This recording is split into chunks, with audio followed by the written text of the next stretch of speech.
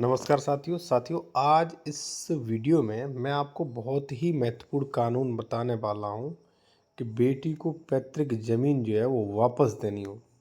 अब आप कहेंगे ऐसा कैसे? मैं 100% सत्य बोलता हूँ, जो भी है वो कानून भी आपको दिखाऊंगा। ठीक है, तो चलिए देखिए साथियों, ये है वो कानून। अब चलिए मैं आपको पूरा विस्तार से समझाऊंगा। ठीक है, और आप प्रॉपर्टी वापस कब किन कंडीशंस में ले सकते हैं। देखिए मैं अपनी तरफ से कुछ नहीं बता रहा हूँ, कानून है, खोजा है, कानून मिला है। ठीक है, आप भी इस पे विचार कर सकते हैं। ठीक है, मैं आपको पूरा पढ़ाने वाला हूँ।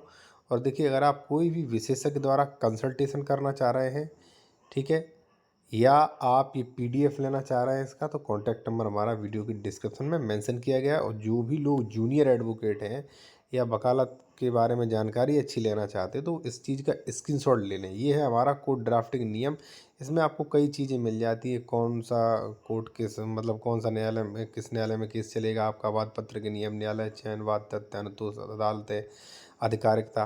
तो इसमें कई चीज़ें सीखने को मिल जाएंगी। स्टे कैसे ली जाती है, दाखिल खारिज, कैंसिलेशन, रजिस्ट्री कैंसिलेशन, ज़मीन बंटवारा, संशोधन, कैविएट, ठीक है, एफआईआर, आरटीआर, ठीक है, और कई चीज़ें जैसे मान लीजिए कानून में उपयोग होने वाले शब्द, ठीक है, और यहाँ पे वसीयत, प्रॉपर्टी, ये सारे आपको नियम प्लस ड्राफ्टिंग फॉर्मेट भी मिलेंगे। अब जैसे ज़मीन विवाद हो रहा है तो 145 का नोटिस आप कैसे बनाएंगे, तो वो भी चीज़ें मिलेंगी। स्क्रीनशॉट ले लीजिए, अगर आपको लेना है तो इस नंबर पे मैसेज कर सकते हैं। आते सीधा अपने टॉपिक पर। देखिए साथियों, क्या कहता है कानून वो आप देखें।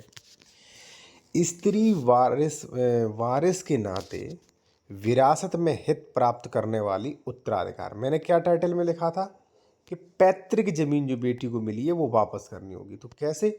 अब देखिए, मान लीजिए एक पिता है, ठीक है, उसकी एक लड़का है, ठीक है, लड़का है राम, और एक कोई बच्ची है, उसका नाम मान लीजिए कुछ भी अन्य मान लीजिए, उसका नाम है रीना। ठीक है, उदाहरण के लिए मान लेते हैं।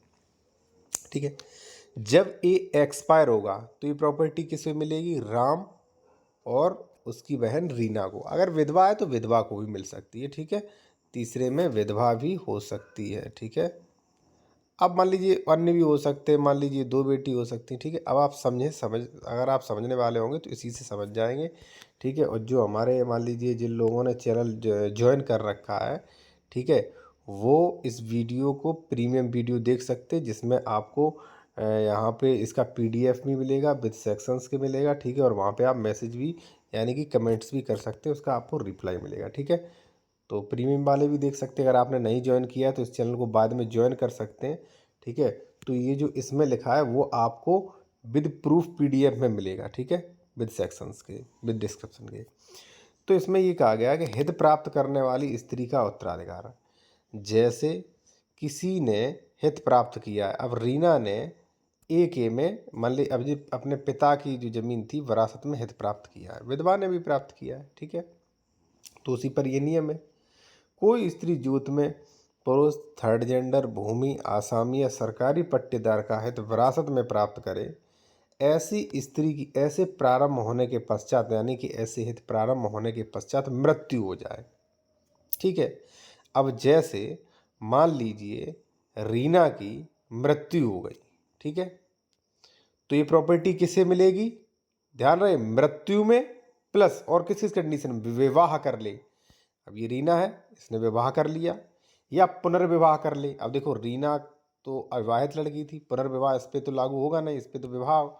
अब विधवा अगर पुनर्विवाह कर ले तो क्या होगा देखना, कर ले तो वहां जोत में हित धारा 107 112 के उपबंधों के अध्याधीन यथास्थिति अंतिम पुरुष, थर्ड जेंडर जो भी मान लीजिए है, आसामी या पट्टेदार के निकटतम वारिस को जीवित होगा। अंतिम कौन था? अंतिम यही तो था, यहीं से तो प्रॉपर्टी चली थी।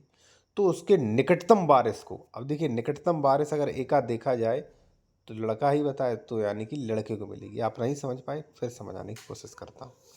कहने का मतलब ये है कि भाई उसने ये कहा है कि विरासत से अगर किसी स्त्री को हक मिला है भाई, तो इस स्त्री की मृत्यु हो गई, ठीक है ना, हक कैसे मिला?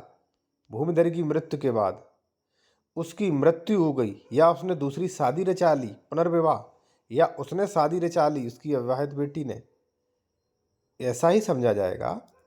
आप खुद भी देखें इसको।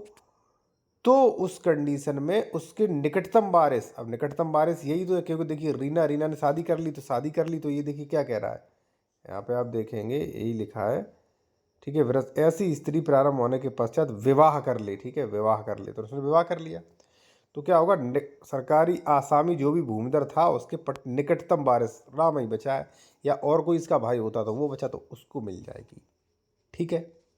तो ये कानून है साथियों, धारा 109 यूपीआरसी में आप देख सकते हैं, ठीक है।